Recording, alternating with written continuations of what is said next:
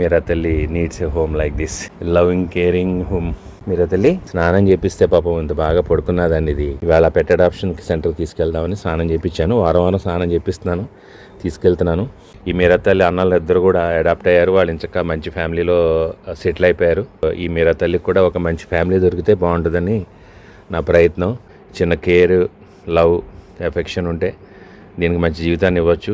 దీనికి 6-7 నెలలు రాగానే ఆపరేషన్ చేయించేస్తే ఇంకా మన దగ్గర జీవితాంతం ఉంటుంది. ఎన్నో మనకి అదృష్టాలను తీసుకుని వస్తుంది. అమ్మ మీరా తల్లి, అమ్మ తల్లి అనేది. ఈ మీరాను ఇప్పుడు పెట్ అడాప్షన్ సెంటర్కి తీసుకెళ్తున్నానండి నేను దీన్ని. సో అక్కడ చాలామంది వస్తూ ఉంటారు, అక్కడికి వెళ్ళి చూద్దాం మనం.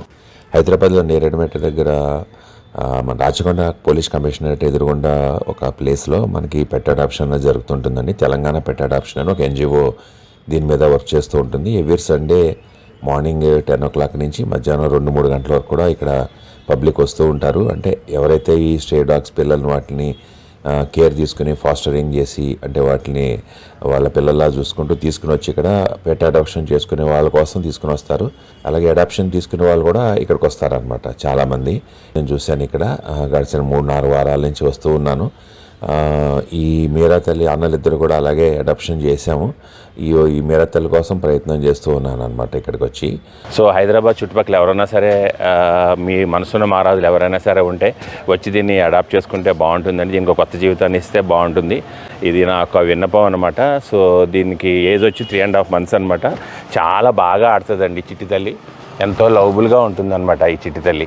సో ఇది మన బాలానగర్ దగ్గర, చింతల దగ్గర, మా వెల్లా ప్రాజెక్ట్స్ దగ్గర ఉంటుందన్నమాట ఇది.